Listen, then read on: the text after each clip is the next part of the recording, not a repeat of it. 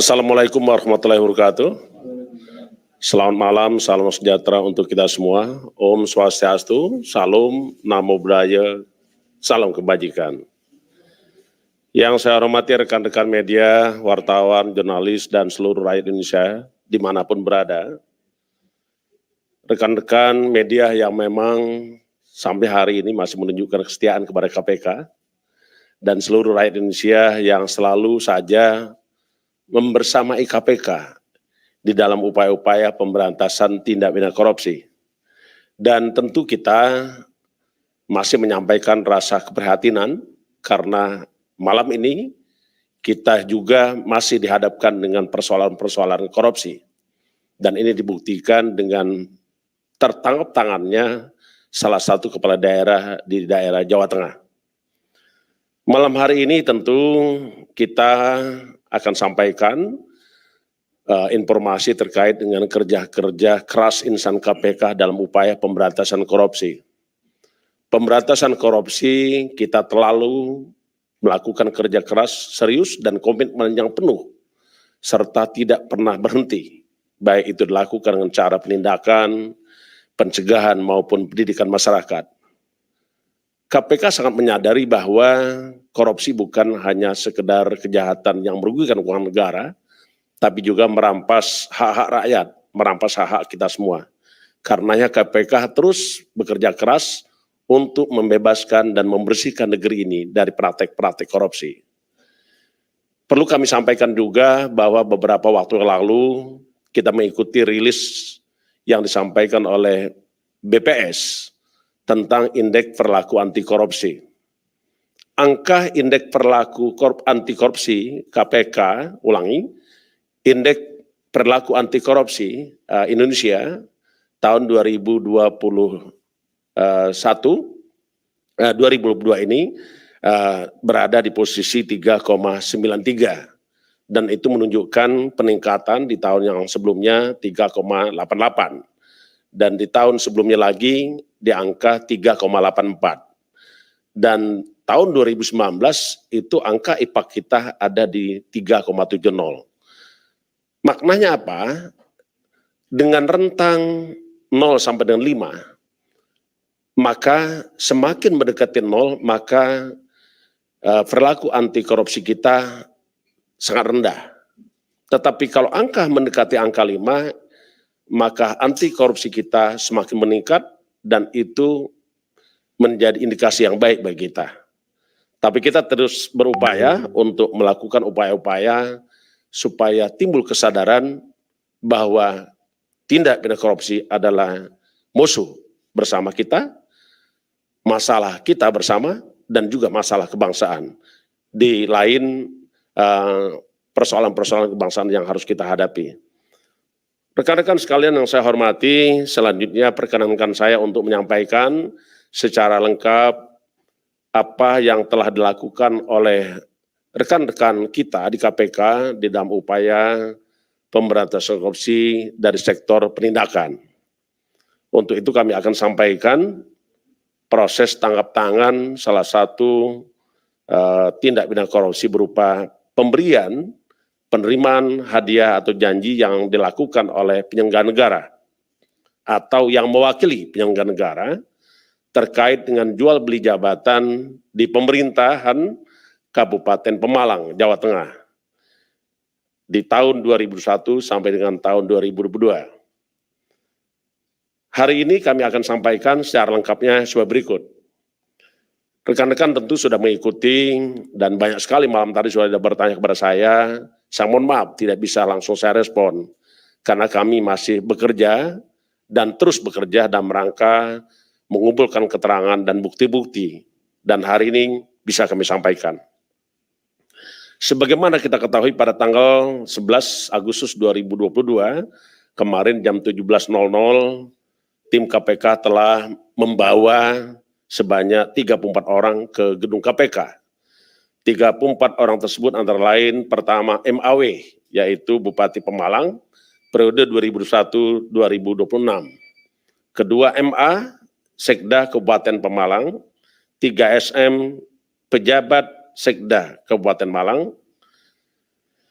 4 MR yaitu Kadis Perkim Pemkab Pemalang, 5 WH Kadis Departan Pemkab Pemalang, 6 YR Kadis Koimpo Pemda Pemkab Pemalang, 7 MS Kadis PUPR Pemkab Pemalang, ST Kabid Pencegahan BPBD Pemkab Pemalang, SK Kabid Jukon Cikatani DPUTR Pemkab Pemalang, AM Kabid Bina Marga DPUTR Pemkab Pemalang, YN Kabid Sumdaya, 12 HP Kadis Koperindak Pemkab Pemalang, 13 AD Kasubag Umum PUPR Pemkab Pemalang, 14 AH Kabid Peternakan Dispertan Pemkab Pemalang, 15 MD Kasubag Bina Program Keuangan BPBD, 16 JT Kabid Rehab Rekonstruksi BPBD, 17 DS Ajudan MAW, 18 SG Staf BPBD, 19 EK Honorer Bapeda, 20 AJW swasta, 21 SL Staf Diskorpindak Pemkab Pemalang, 22 EW Staf Sub Kedaruratan BPBD Pemkab Pemalang, 23 AH Honorer BPBD Pemkab Pemalang, 24 DK Supir, 25 AD Supir DPUTR, 26 AW Sopir, 27 KS Staf Seksi Penyediaan Disperkim Pemkab Pemalang, 28 ES Staf Honorer Disperkim, 29 LS Staf Honorer Bupati, 30 EW BPBD Kabupaten Pemalang, 31 MAS Supir, 32 UM Supir, 33 KW Supir, 34 MB swasta. Jadi ada 34 orang yang kemarin kita bawa ke KPK. Untuk lebih lengkapnya kami akan sampaikan kronologis kejadian atau proses tangkap tangan. Pada hari Kamis tanggal 11 Agustus 2022, KPK menerima informasi telah terjadi dugaan adanya penerimaan hadiah atau janji sejumlah uang oleh MAW selaku Bupati Kabupaten Pemalang dari beberapa pejabat pemerintah Kabupaten Pemalang dan pihak-pihak lainnya. Selanjutnya tim KPK melakukan gerakan dan menindaklanjuti informasi tersebut. Dan dilakukan penyelidikan, tim KPK mengetahui bahwa MAE selaku Bupati beserta rombongan pergi ke Jakarta dan mendatangi salah satu rumah yang berada di wilayah Jakarta Selatan dengan membawa sebuah bungkusan yang diduga berisi uang yang telah diterimanya. Selanjutnya setelah itu MAW keluar dan menuju ke gedung DPR RI menemui seseorang. Nanti kita dalami ya. Ketika MAW berserta rombongan keluar dari gedung DPR RI, tim KPK langsung mengamankan MAW beserta rombongan dimaksud beserta dengan uang dan bukti-bukti lainnya. Bersamaan dengan penangkapan di Jakarta, tim KPK juga bergerak mengamankan beberapa pihak dari unsur pejabat lingkungan pemerintah Kabupaten Pemalang dan melakukan pengamanan terhadap ruangan kerja di lingkungan pemerintah Kabupaten Pemalang dan juga rumah dinas Bupati Kabupaten Malang. Berikutnya MAW bersama rombongan dibawa ke gedung KPK untuk dilakukan pemeriksaan. Adapun barang bukti yang dilakukan penyitaan oleh KPK, diantaranya pertama uang tunai sejumlah 136 juta rupiah. Kedua, buku tabungan Bank Mandiri atas nama AJW dengan total uang yang masuk ke dalam rekening tersebut berkisar 4 miliar lebih. Ketiga, slip setoran Bank BNI atas nama AJW dengan jumlah 680 juta. Kartu ATM atas nama AJW, namun kartu ATM ini sering digunakan oleh MAW. Dari berbagai pengumpulan informasi dan bahan keterangan terkait dengan dugaan tindak pidana korupsi dimaksud, KPK melakukan penyelidikan dan ditemukan adanya bukti permulaan yang cukup. Maka KPK malam ini menyampaikan dan mengumumkan beberapa orang yang masuk dalam kategori tersangka. Karena kita paham tersangka adalah seseorang yang karena perbuatannya dan atau keadaannya berdasarkan bukti permulaan cukup patut diduga sebagai pelaku tindak pidana. Di antaranya, pertama MAW, Bupati Pemalang periode 2001 sampai dengan 2026. Dua, AJW, Komisaris PDAU. Ketiga, SM, Penjabat Sekretariat Daerah. Keempat, SG, Kepala BPBD. Kelima, YN, Kepala Dinas Kominfo. Keenam, MS, Kepala Dinas PU, Kabupaten Pemalang. Dalam rangka untuk kepentingan proses penyidikan, tim penyidik melakukan upaya paksa penahanan terhadap 6 orang tersebut selama 20 hari, terhitung mulai tanggal 16 Agustus 2022 sampai dengan 20 hari ya. Hari ini tanggal 12, berarti tanggal 13 Agustus 2022 selama 20 hari ke depan.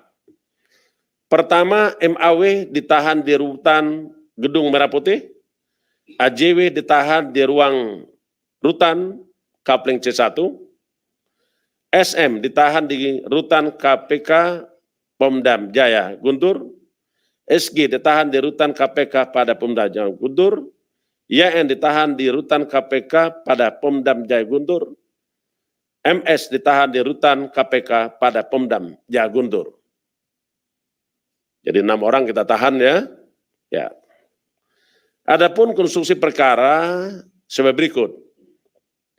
MAW yang menjabat Bupati Pemalang tahun 2021 sampai dengan tahun 2026, beberapa bulan setelah dilantik menjadi Bupati Pemalang, melakukan perombakan dan pengaturan ulang terkait posisi jabatan untuk beberapa eselon di lingkungan pemerintahan Kabupaten Pemalang. Jadi ini begitu dilantik dia mulai atur-atur ya, siapa yang duduk gitu ya.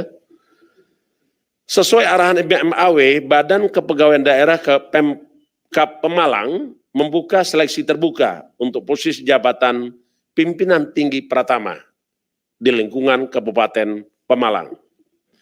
Dalam pembunuhan posisi jabatan tersebut diduga ada arahan lanjutan dan perintah dari saudara MAW yang meminta agar para calon peserta yang ingin diluluskan untuk menyiapkan sejumlah uang. Terkait teknis penyerahan uang dilakukan melalui penyerahan tunai kepada atau melalui oleh AJW, dimasukkan ke dalam rekening banknya untuk keperluan MAW.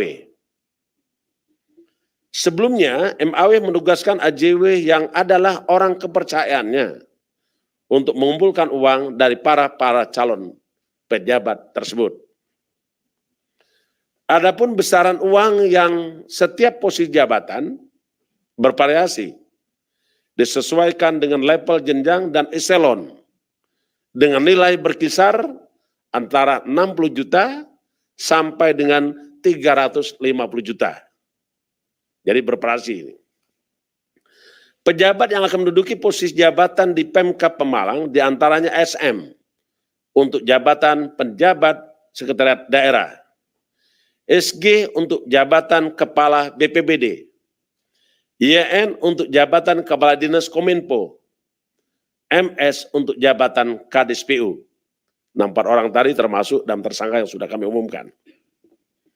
Terkait pembunuhan posisi jabatan di Pemkab Pemalang, diduga MAW melalui AJW telah menerima sejumlah uang dari beberapa ASN di lingkungan pemerintah Kabupaten Pemalang maupun dari pihak lain yang seluruhnya tadi kami sampaikan di dalam rekening bank Mandiri berkisar 4 miliar. Udah sampaikan di awal ya. Sejumlah uang yang telah diterima MAW melalui AJW selanjutnya dipergunakan untuk berbagai keperluan pribadi atas nama MAW. MAW juga diduga telah menerima uang dari pihak swasta lainnya terkait jabatannya selaku Bupati Pemalang berkisar 2,1 miliar. Hal ini akan terus didalami lebih lanjut oleh KPK. Berdasarkan hasil keterangan dan bukti-bukti yang sebagaimana tadi sudah sampaikan, maka penyidik menyimpulkan bahwa telah terjadinya suatu tindak pidana korupsi berupa penerimaan hadiah atau janji yang dilakukan oleh penyelenggara negara. Dalam hal ini Bupati dan kawan-kawan. Dengan tersangka sebagai berikut. Saudara SG, YN, MS, dan SM selaku pemberi. Disangkakan melanggar pasal 5 ayat 1 huruf A atau pasal 5 ayat 1 huruf B atau pasal 13 Undang-Undang Negara Republik Indonesia Nomor 31 Tahun 1999 tentang pemberantasan tindak pidana korupsi sebagaimana telah diubah dengan Undang-Undang Republik Indonesia Nomor 20 Tahun 2001 tentang perubahan atas Undang-Undang Nomor 31 Tahun 1999 tentang pemberantasan tindak pidana korupsi. Yonto pasal 55 ayat 1 K1 KUHP. Sedangkan saudara MAW dan saudara AJW selaku penerima disangkakan melanggar pasal 12 huruf A atau pasal 12 huruf B kecil ya, dan atau pasal 11 Undang-Undang Nomor 31 Tahun 1999 tentang pemberantasan tindak pidana korupsi sebagaimana telah diubah dengan Undang-Undang Nomor 20 Tahun 2001 tentang perubahan atas Undang-Undang Nomor 31 Tahun 1999 tentang pemberantasan tindak pidana korupsi Yonto pasal 55 ayat 1 ke 1 KUHP. Perlu kami tambahkan juga bahwa pengangkatan seseorang dalam jabatan ASN seharusnya dilakukan secara profesional. Merit system. Tidak boleh ada trading influence, tidak boleh ada intervensi, tidak boleh ada titipan. Kenapa itu penting? Supaya ASN memiliki kemampuan dan menjadi ASN yang kompetitif, yang memiliki keunggulan. Dia akan berjuang untuk meningkatkan kemampuannya dalam rangka melaksanakan tugas-tugas dia ke depan. KPK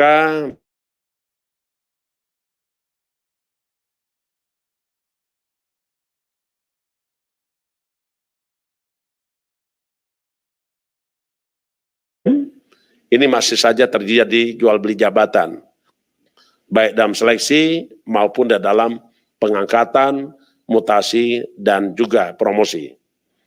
KPK terus bekerja keras di dalam rangka membangun sistem sumber daya manusia bekerja sama dengan kementerian lembaga yang membidangi terkait dengan aparatur sipil negara.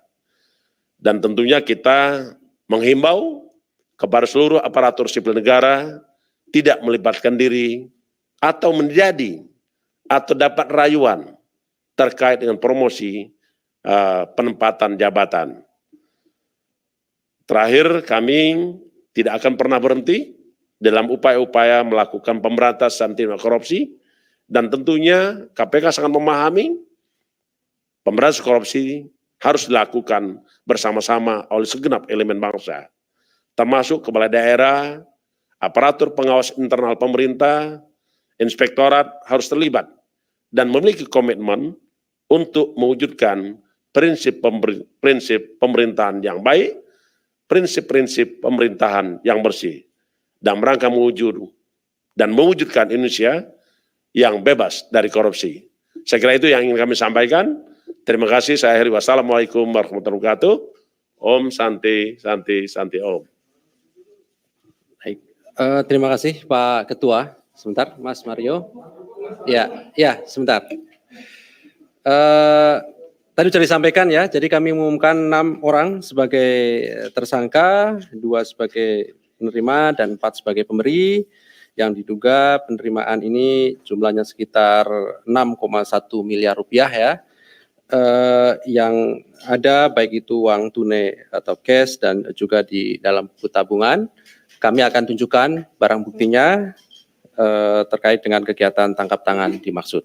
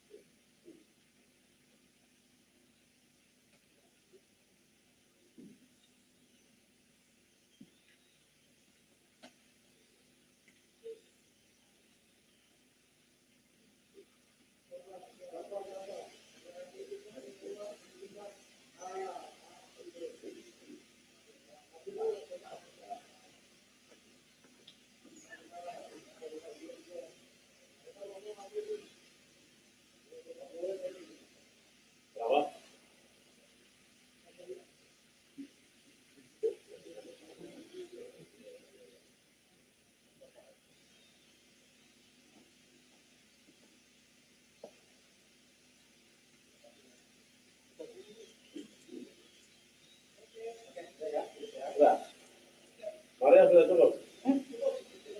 Sudah disut.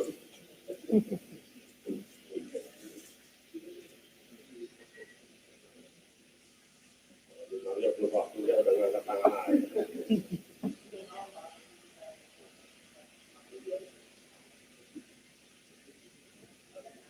Ya, baik, kami silahkan 3 orang penanya. Ada 4 ya, nggak apa-apa. Nanti langsung saja. Oke, Mas Mario dulu ya.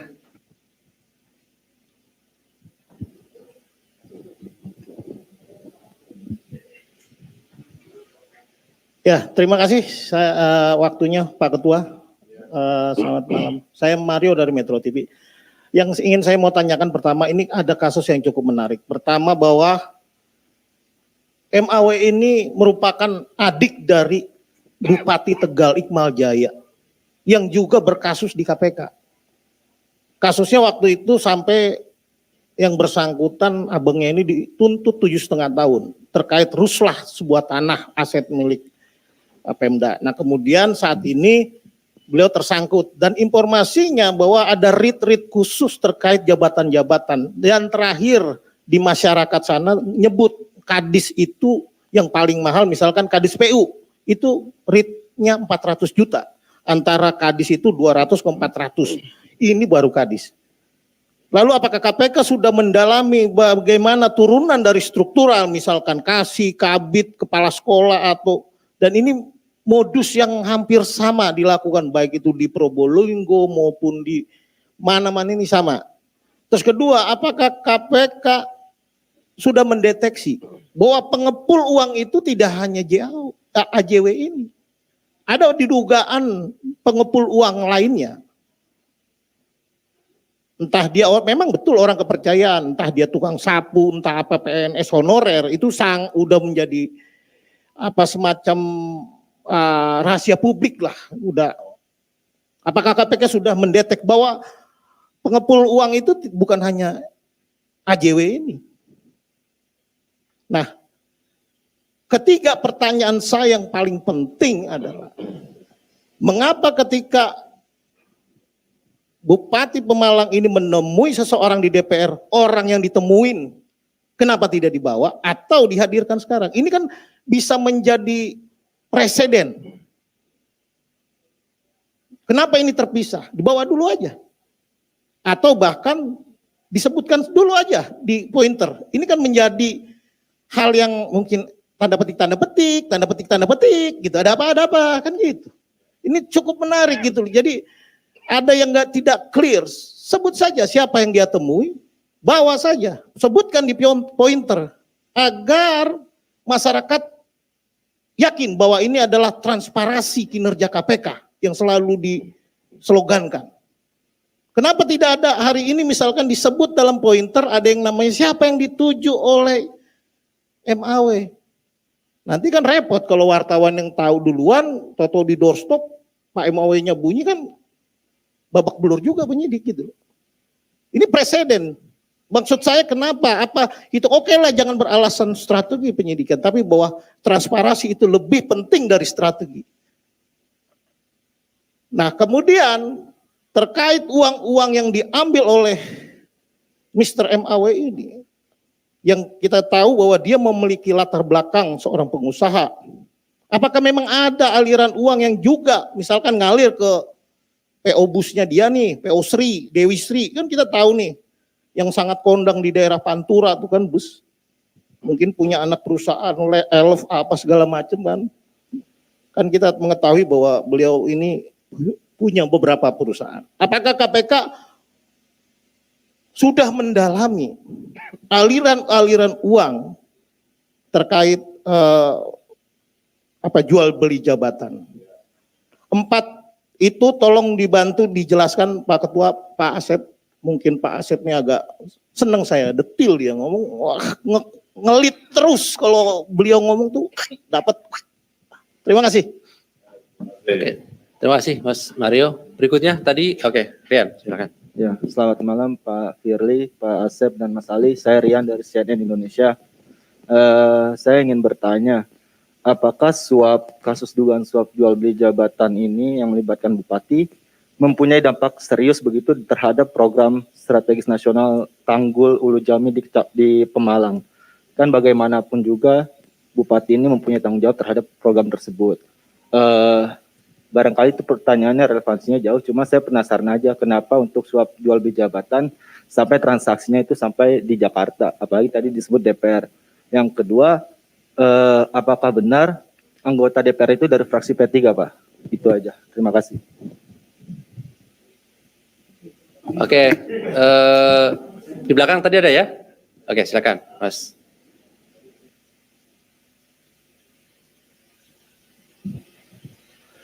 Malam, saya Hanafi dari Detikom. Mungkin menyambung pertanyaan yang dari Bang Rian tadi soal yang anggota DPR itu. Sebelumnya kita dengar kabar bahwa ada serempetan mobil di depan gedung DPR itu. Itu apakah bisa dikonfirmasi itu kronologisnya seperti apa? Yang kedua terkait yang anggota DPR RI Partai P3 itu apakah akan ditelusuri juga? Nah selanjutnya yang terakhir soal jual beli lelang jabatan ini, apakah KPK bakal menelusuri ke kadis-kadis yang lain gitu Pak? Makasih. Mas Hanafi terakhir, Mas Jamal ya? Oke. Selamat malam Pak, saya Jamal dari Ermol. Yang pertama mau nanya yang tadi Bupati MAW ini apa betul menemui anggota DPR berinisial M? Lalu yang kedua, di LHKPN Pak Bupati ini saat awal mencalonkan diri sebagai bupati, dia hingga tahun 2021 terakhir hartanya turun 7,75 miliar. Apakah ini bukti Pak bahwa bupati ini dengan perkara ini mengumpulkan uang untuk membalikan modal karena biaya politik mahal? Karena kan KPK juga fokus terhadap biaya politik ini dalam kegiatan PCB itu Pak. Lalu yang keempat, apa betul Bupati Mukti ini diduga memungut uang kepada anak buahnya untuk kepentingan pribadi, salah satunya untuk berangkat pergi haji Pak? Terima kasih. Oke, terima kasih. Terakhir terima kasih Jamal, saya kira sudah cukup mewakili teman-teman semuanya. Oke ya, cukup ya. Baik, terima kasih. Kami silakan Pak. Ya, terima kasih kepada rekan-rekan semua. Respon yang disampaikan, baik itu komentar maupun pertanyaan, itu merupakan salah satu bukti bahwa rekan-rekan peduli dengan pemberantasan korupsi yang dilakukan oleh insan KPK. Tadi sebagaimana saya sampaikan bahwa betul bahwa Bupati ini dari Pemalang datang ke Jakarta. Dan tentu ini adalah hasil penyelidikan kita. Kalaupun tadi ada yang bertanya, apakah yang bersangkutan bertemu dengan anggota DPR, itu akan kita buktikan berikutnya. Karena kemarin, tadi ada juga yang bertanya tentang situasi dan kondisi di depan pintu gerbang itu adalah dalam rangka upaya penangkapan. Artinya menangkap seseorang itu tidak gampang. Bagaimana KPK bisa tahu berangkat dari Pemalang, terus ke Jakarta Selatan, terus bergerak ke kantor DPR RI. Begitu keluar dari depan pintu gerbang, dilakukanlah penangkapan. Saya kira itu perlu saya jelaskan. Tapi yang pasti, setiap proses penyidikan nanti, perkembangannya, kami akan sampaikan secara detail. Ya, itu saya kira. Yang kedua, apa yang kami sampaikan malam ini itu adalah yang bisa kita sampaikan sebagaimana keterangan saksi yang sudah didapat oleh KPK dan juga didukung dengan bukti-bukti yang sudah dilakukan penyitaan oleh KPK.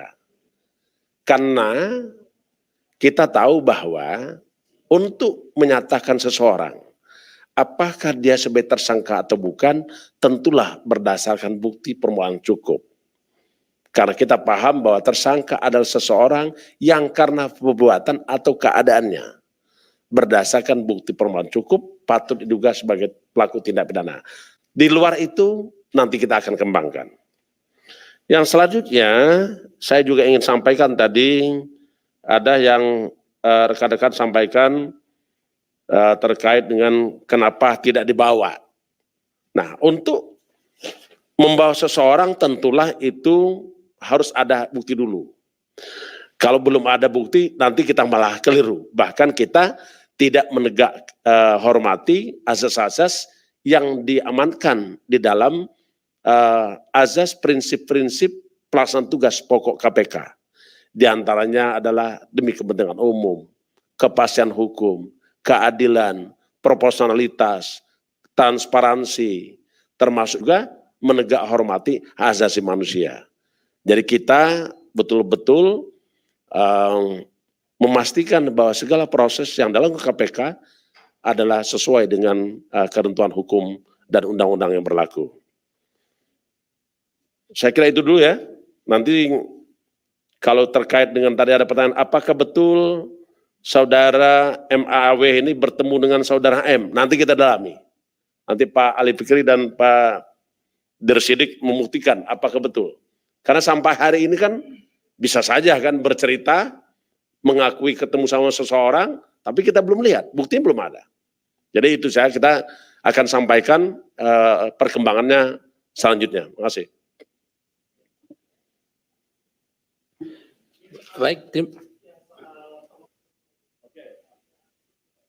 Baik.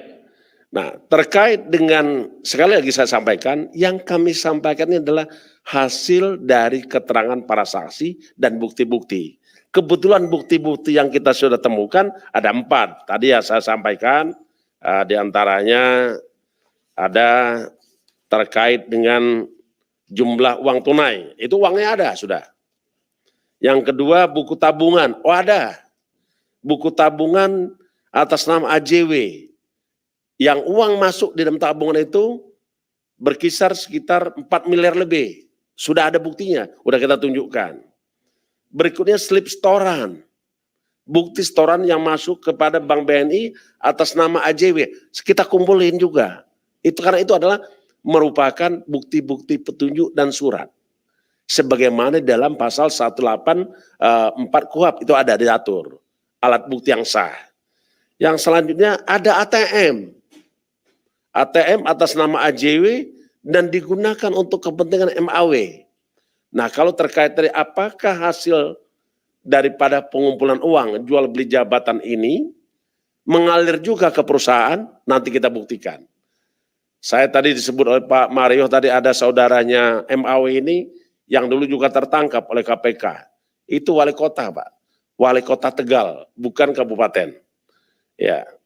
Jadi itu saya kira Pak Mario, Pak Jamal, Pak Hanafi tadi, ada satu lagi dari yang benar, ada 4 tadi saya lihat. Jadi mohon maaf itu penjelasan kami dan apa? Ya, biaya politik. Ya, untuk sementara ini kita masih menemukan kepentingan pribadinya. Untuk biaya politik pun kita akan dalami. Apakah betul ada bahwa saudara MAW ini karena dia diusung oleh gabungan partai politik saat mencalonkan sebagai bupati, itu juga akan kita dalami. Apakah ada bukti-bukti bahwa MAW memberikan uang dalam rangka untuk diusung sebagai calon bupati tahun 2020. Dan sebelumnya beliau adalah wakil bupati di Pemalang. Jadi wakil bupati dulu ikut kontestasi pilkada tahun 2020, dilantik tahun 2021 yang lalu. Saya kira itu ya Mas Jamal. Satu lagi, masih tambahan. Nah, kita kembalikan dulu Pak Ali lah. Ya. Oke. Sudah. Oh, oke. Pertanyaan saya, ini kan begitu banyak nih mobil plat G, plat merah itu. Apa memang itu disita karena terkait atau memang ini bagian dari instruksi Pak Ketua kepada Deputi Penindakan untuk mengisi rumbasa yang baru? Disita semua, masukin ke sana atau gimana? Ya, saya langsung sampaikan. Di dalam undang-undang tentang hukum acara pidana tentu ada yang disebut dengan benda apa saja yang boleh disita. Boleh benda yang dapat disita antara lain satu, alat yang digunakan untuk melakukan kejahatan. Dua, hasil daripada hasil kejahatan. Atau alat yang ada hubungannya dengan tindak pidana yang dilakukan. Nanti kita lihat, apakah betul bahwa barang-barang tadi disebut di bawah sini itu ada kaitan dengan tindak pidana korupsi. Saya kira itu. Oke, baik, terima kasih Pak Ketua. Cukup ya. Mas Edi terkait dengan perkara ini masih ya? Oke, terakhir saya beri kesempatan biar tuntas. Terima kasih Mas Ali, saya Hedi dari Kumparan. Ini masih mau memperjelas soal penangkapan Bupati MAW ini dan kawan-kawan di sekitar DPR begitu. Maksudnya kan ini masih di lingkup Pemkab Pemalang begitu. Kenapa kemudian diamankan di sekitar DPR? Pengen tahu aja penjelasannya, kronologinya, kenapa kemudian mereka melakukan transaksi atau diduga suap melakukan di sekitar sana. Nah itu kan disebutkan juga tadi mereka sebenarnya menuju ke rumah, di sebuah rumah di Jakarta dan membawa bungkusan ini. Nah itu mau penjelasan lebih detail sih kronologi dia ditangkap, apa yang bersangkutan ditangkap di sekitaran DPR gitu, Pak Ali, Pak Ketua. Saya kira ini sudah terlampau masuk teknis, saya tidak akan ungkap rumah siapa di Jakarta Selatan, kenapa ditangkapnya di depan pintu gerbang kantor DPR RI, nanti secara teknis. Tapi yang pasti adalah yang ditangkap pasti adalah orang yang melakukan tindak pidana. Itu yang satu. Yang kedua, masih saya sampaikan dengan alat bukti tadi, kita mempedomani pasal 18 KUHP terkait alat-alat bukti yang sah. Di samping itu benda yang kita sita, satu benda yang dipergunakan untuk melakukan kejahatan. Kedua adalah benda yang diperoleh dari hasil kejahatan. Ketiga adalah benda yang berasal dari hasil kejahatan. Yang keempat adalah benda yang ada hubungannya dengan tindak pidana kejahatan. Saya kira itu clear. Terima kasih. Baik, terima kasih Pak Ketua, terima kasih Pak Asep, terima kasih kepada rekan-rekan semuanya yang hadir pada malam hari ini. Jadi setelah ini tahanan akan kembali dulu ke atas karena harus menyelesaikan proses administrasi penyidikan. Baru setelahnya nanti boleh ditunggu di depan ya Mas Mario, saya kira itu. Terima kasih, kami akhiri. Assalamualaikum warahmatullahi wabarakatuh.